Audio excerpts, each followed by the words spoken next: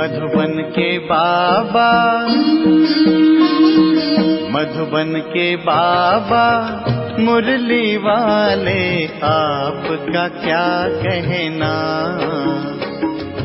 आपका क्या कहना। ओम शांति। आज 11 मई 2026 के साकार मधुर महावाक्य हैं। आज मीठे मीठे बाप दादा बोले, मीठे बच्चे, बाबा आए हैं आप बच्चों को अपने समान महिमा लायक बनाने। बाप की जो महिमा है वो अभी तुम धारण करते हो। बाबा ने कहा, मीठे बच्चे, बाबा आए हैं आप बच्चों को अपने समान महिमा लायक बनाने। बाप की जो महिमा है वो अभी तुम धारण करते हो। बाबा ने आज प्रश्न पूछा कि भक्ति मार्ग में परमात्मा माशूक को पूरा ना जानते भी कौन से शब्द बहुत प्यार से बोलते और याद करते हो। तो उत्तर में बाबा ने समझाया कि बहुत प्यार से कहते और याद करते हैं कि हे माशूक, जब तुम आएंगे तो हम सिर्फ आपको ही याद करेंगे और सबसे बुद्धि योग तोड़ आपके साथ जोड़ेंगे। अब बाप कहते हैं, बच्चे, मैं आया हूँ तो देही अभिमानी बनो। तुम्हारा पहला फर्ज है प्यार से बाप को याद करना। ओम शांति। मीठे मीठे जीव की आत्माओं को परम पिता परमात्मा, जिसने अब इस शरीर का लोन लिया है ना, वो बैठ समझाते हैं। क्या समझाते हैं? कि मैं साधारण बूढ़े तन में आता हूँ, आकर तुम बच्चों को पढ़ाता हूँ। ब्रह्मा मुख वंशावली ब्राह्मण बच्चों को ही समझाएंगे तो ज़रूर मुख द्वारा ही समझाएंगे, और किसको समझाएंगे। कहते हैं, बच्चे, तुम मुझे भक्ति मार्ग में बुलाते आए हो। क्या बुलाया? कि हे पतित पावन। तो बाबा कहते, भारत खास और दुनिया में आम सब बुलाते हैं। भारत ही पावन था, बाकी सब शांति धाम में थे। बच्चों को ये स्मृति में रखना चाहिए कि सतयुग त्रेता किसको कहा जाता है और द्वापर कलयुग किसको कहा जाता है, उसमें कौन कौन राज्य करते थे। तुम्हारी बुद्धि में पूरी नॉलेज है। जैसे बाप को रचना के आदि मध्य अंत का ज्ञान है, वैसे तुम्हारी बुद्धि में भी है। बाप जो ज्ञान देते हैं वो बच्चों में भी ज़रूर होना चाहिए। बाप आकर बच्चों को आप समान बनाते हैं। जितनी बाप की महिमा है उतनी बच्चों की है। बाप ने बच्चों को जास्ती महिमावान बनाया है। हमेशा समझो कि शिव बाबा इन द्वारा सिखाते हैं। आत्मा ही एक दो से बात करती है, परंतु मनुष्य देह अभिमानी होने के कारण समझते हैं कि फलाना पढ़ाता है। वास्तव में करती तो सब कुछ आत्मा है। आत्मा ही पाठ बजाती है। देही अभिमानी बनना है। घड़ी घड़ी अपने को आत्मा समझना है। जब तक अपने को आत्मा नहीं समझेंगे तो बाप को भी याद नहीं कर सकेंगे। भूल जाते हैं। तुमसे पूछा जाता है कि तुम किसके बच्चे हो, तो कहते हो कि हम शिव बाबा के बच्चे हैं। विजिटर बुक में भी लिखा हुआ है कि तुम्हारा बाप कौन है, तो झट देह के बाप का नाम बताएंगे। अच्छा, अब इस देही के बाप का नाम बताओ। तो कोई श्री कृष्ण का, कोई हनुमान का नाम लिखेंगे, या तो लिखेंगे कि हम नहीं जानते हैं। अरे, तुम लौकिक बाप को जानते हो और पारलौकिक बाप, जिनको तुम हमेशा दुख में याद करते हो, उसको नहीं जानते। कहते भी हैं कि हे भगवान रहम करो, तो हे भगवान एक बच्चा दो, मांगते हो ना। तो अब बाप बिल्कुल सहज बात बताते हैं। तुम देह अभिमान में बहुत रहते हो, इसलिए बाप के वर्षे का नशा नहीं चढ़ता है। तुमको तो बहुत नशा चढ़ना चाहिए। भक्ति करते ही हैं भगवान से मिलने के लिए।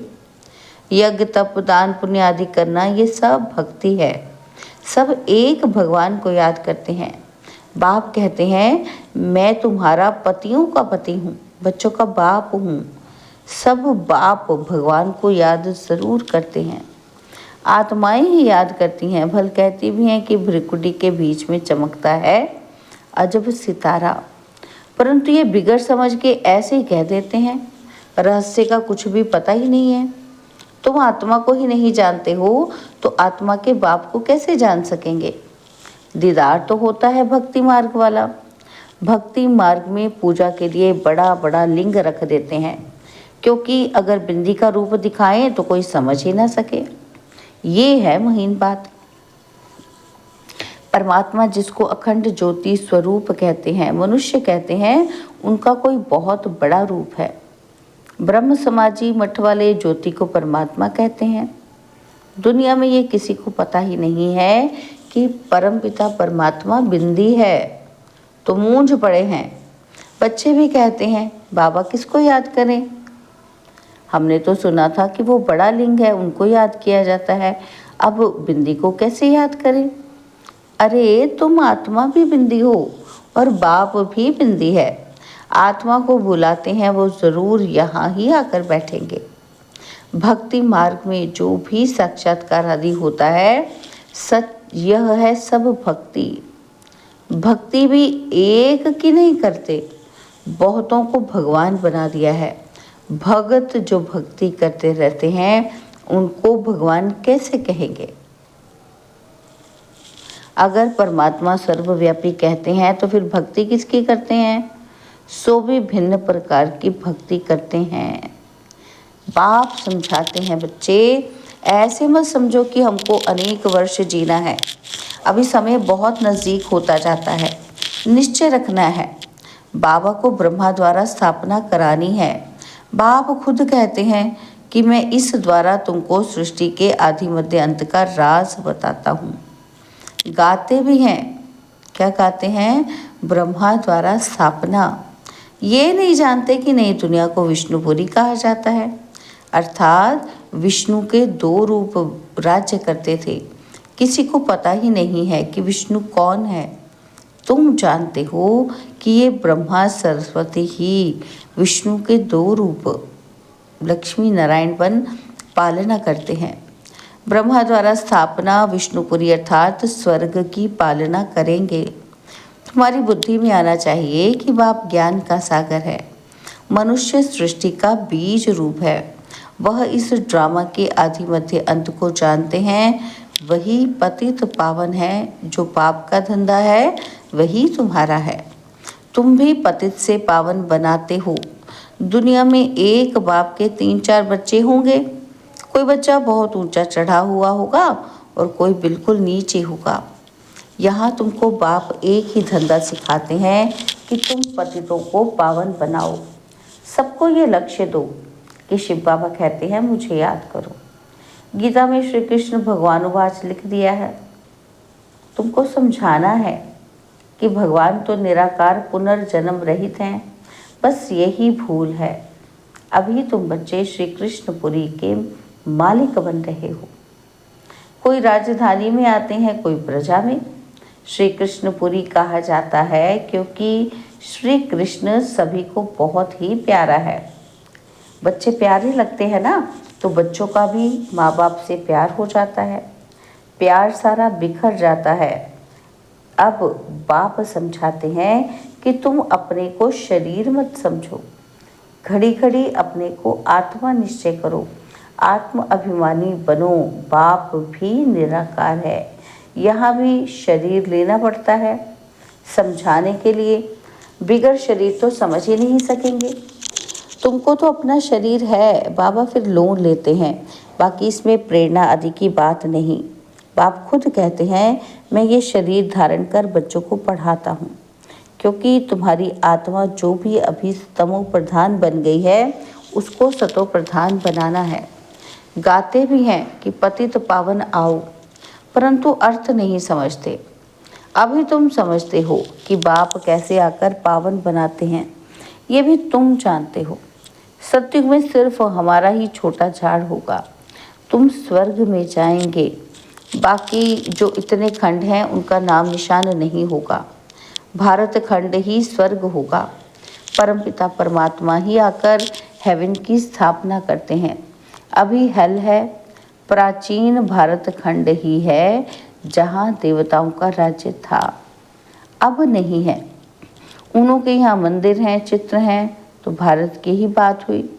ये कोई भी भारतवासी की बुद्धि में नहीं आता कि भारत स्वर्ग था। ये लक्ष्मी नारायण मालिक थे और कोई खंड ही नहीं था। अब तो अनेक धर्म आ गए हैं। भारतवासी धर्म भ्रष्ट, कर्म भ्रष्ट बन गए हैं। श्री कृष्ण को श्याम सुंदर कह देते हैं, परंतु अर्थ नहीं समझते। बरोबर ये सांवरा था ना। कहते हैं श्री कृष्ण को सर्प ने डसा तो सांवरा हो गया। अब वह तो सत्युग का प्रिंस था, कैसे काला हो गया? अभी तुम ये बातें समझते हो। श्री कृष्ण के माँ बाप भी अभी पढ़ रहे हैं। माँ बाप से उत्तम श्री कृष्ण गाया हुआ है। माँ बाप का कोई नाम नहीं है। नहीं तो जिस माँ बाप से ऐसा बच्चा पैदा हुआ हो वो माँ बाप भी प्यारे होने चाहिए, परंतु नहीं। महिमा सारी राधे कृष्ण की है। माँ बाप की कुछ है नहीं। तुम्हारी बुद्धि में ज्ञान है। ज्ञान है दिन और भक्ति है रात। अंधेरी रात में ठोकरें ही खाते रहते हैं। अभी तुम बच्चों को समझाया जाता है कि घर में रहो, ये सर्विस भी करते रहो। कोई को भी समझाओ तो तुम आधा कल्प के आशिक हो, एक माशूक के। भक्ति मार्ग में सभी उनको याद करते हैं तो आशिक ठहरे ना, परंतु माशूक को पूरा जानते ही नहीं है। याद बहुत प्यार से करते हैं कि हे माशूक, तुम जब आएंगे तो हम सिर्फ आपको ही याद करेंगे और सबसे बुद्धि योग तोड़ आपके साथ जोड़ेंगे। ऐसे तो गाते थे ना, परंतु बाप से हमको क्या वर्षा मिलता है ये किसी को भी पता नहीं है। अब बाप समझाते हैं कि तुम देही अभिमानी बनो। बाप को याद करना तुम बच्चों का पहला फर्ज है। और बच्चा हमेशा बाप को और बच्ची माँ को याद करती है। हम जिन्स है ना, तो बच्चा समझता है कि हम बाप का वारिस बनेंगे। बच्ची थोड़ी कहेगी, वो तो समझती है कि हम पियर घर से ससुर घर जाना है हमको। अब तुम्हारा निराकार और साकार पियर घर है। बुलाते भी हैं कि हे परमपिता परमात्मा, रहम करो, दुख हरो, सुख दो, हमें लिबरेट करो, हमारा गाइड बनो। परंतु उसका अर्थ बड़े बड़े विद्वान आचार्य भी नहीं जानते हैं। बाप तो सर्व का लिबरेटर है, वही सबका कल्याणकारी है। बाकी वो अपना ही कल्याण नहीं कर सकते तो फिर औरों का क्या करेंगे? यहाँ बाप कहते हैं, मैं गुप्त आता हूँ। खुदा दोस्त की कहानी सुनी है ना। अब ये पुल है कलयुग और सत्युग के बीच का, उस पार जाना है। अब खुदा तो बाप है, दोस्त भी है, माता पिता शिक्षक का पाठ भी बजाते हैं। तो यहाँ तुमको साक्षात्कार होता है तो जादू जादू कह देते हैं। साक्षात्कार तो नौदा भक्ति वालों को भी होते हैं। बहुत तीखे भक्त होते हैं, दर्शन दो नहीं तो हम गला काटते हैं, तब साक्षात्कार होता है। उसको नौदा भक्ति कहा जाता है। यहाँ नौदा भक्ति की बात नहीं, घर में बैठे बैठे भी बहुतों को साक्षात्कार जरूर होते हैं। दिव्य दृष्टि की चाबी मेरे पास है। अर्जुन को भी मैंने दिव्य दृष्टि दी ना, तो ये विनाश देखो, अपना राज्य देखो। अब माँ में कम याद करो तो ये बनेंगे। अभी तुम समझते हो कि विष्णु कौन है, मंदिर बनाने वाले खुद ही नहीं जानते। विष्णु द्वारा पालना, चार भुजा का अर्थ ही है दो भुजा मेल की, दो फीमेल की। विष्णु के दो रूप लक्ष्मी नारायण हैं, परंतु कुछ भी समझते नहीं हैं। बाबा कहते हैं जिसका भी ज्ञान नहीं है, किसी का भी ज्ञान नहीं है उनको, ना शिव बाबा का ना विष्णु का। पहले पहले बाबा का आकर्षण था, बहुत आते थे। शुरुआत में सारा आंगन भर जाता था, जज मैजिस्ट्रेट सब आते थे। और फिर विकार का झगड़ा शुरू हुआ। कहने लगे कि बच्चे नहीं पैदा होंगे तो सृष्टि कैसे चलेगी, ये तो सृष्टि बढ़ने का कायदा है। गीता की बात ही भूल गए कि भगवानुवाच काम महाशत्रु है, उस पर जीत पानी है। कहने लगे स्त्री पुरुष दोनों इकट्ठे आए तो उनको ज्ञान दो, अकेले को नहीं दो। अब दोनों भी आए तो देवे ना। देखो दोनों को इकट्ठा भी देते हैं तो भी कोई ज्ञान लेते हैं, कोई नहीं लेते हैं। तकदीर में नहीं होगा तो फिर क्या ही कर सकते हैं।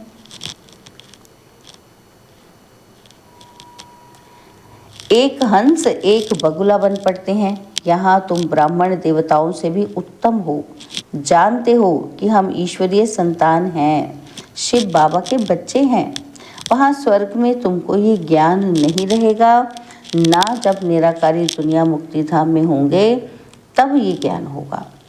ये ज्ञान शरीर के साथ ही खत्म हो जाता है। अभी तुमको ज्ञान है कि एक बाबा पढ़ा रहे हैं। अब ये खेल पूरा होता है, सब एक्टर्स हाजिर हैं। बाबा भी आया है, रही हुई आत्माएं भी आती रहती हैं। जब सब आ जाएंगे तब विनाश होगा और सबको बाप साथ ले जाएगा। सबको जाना है, इस पतित दुनिया का विनाश होना है। अच्छा, मीठे मीठे सिकिला दे बच्चों प्रति माता पिता बाप दादा का याद प्यार और गुड मॉर्निंग। रूहानी बाप की रूहानी बच्चों को नमस्ते। हम रूहानी बच्चों की रूहानी बाप दादाजी को दिलवा जान सिकवा प्रेम से नमस्ते। ओम शांति। प्यारे बाबा, मीठे बाबा, मेरे बाबा, शुक्रिया बाबा, शुक्रिया बाबा, शुक्रिया। धारणा के लिए मुख्य सार है। पहला पॉइंट है, पतित से पावन बनाने का धंधा जो बाप का है वही धंधा करना है। सबको लक्ष्य देना है कि बाप को याद करो और पावन बनो। सेकंड पॉइंट है, ये ब्राह्मण जीवन देवताओं से भी उत्तम जीवन है। इस नशे में रहना है कि बुद्धि का योग और सबसे तोड़ एक माशूक को याद करना है। बाबा ने आज हमें वरदान दिया, त्याग और स्नेह की शक्ति द्वारा सेवा में सफलता प्राप्त करने वाले स्नेही सहयोगी भव। त्याग और स्नेह की शक्ति द्वारा सेवा में सफलता प्राप्त करने वाले स्नेही सहयोगी भव। जैसे शुरू में नॉलेज की शक्ति कम थी, लेकिन त्याग और स्नेह के आधार पर सफलता मिली। बुद्धि में दिन रात बाबा और यज्ञ तरफ लगन रही। जिगर से निकलता था बाबा और यज्ञ। इसी स्नेह ने सभी को सहयोग में लाया। इसी शक्ति के से केंद्र बने साकार स्नेह ने से भी मन मना भव बने और साकार स्नेह ने ही सहयोगी बनाया। अभी भी त्याग और स्नेह की शक्ति से घेराव डालो तो सफलता मिल जाएगी। बाबा ने आज वरदान दिया, फरिश्ता बनना है तो व्यर्थ बोल या डिस्टर्ब करने वाले बोल से मुक्त बनो। स्लोगन है, फरिश्ता बनना है तो व्यर्थ बोल या डिस्टर्ब करने वाले बोल से मुक्त बनो। बाबा के अव्यक्त इशारे, सदा अचल अडोल एक रस स्थिति का अनुभव करो। बाबा कहते कोई भी बात हो जाए, चाहे प्रकृति की चाहे व्यक्ति की, दोनों अचल स्थिति के आसन को जरा भी हिला न सके।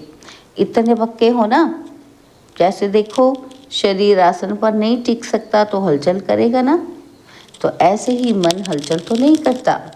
सदा अचल अडोल, जरा भी अचल नहीं हो।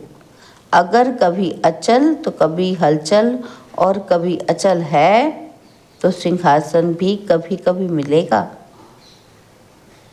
कभी कभी नहीं मिलेगा। अच्छा, ओम शांति।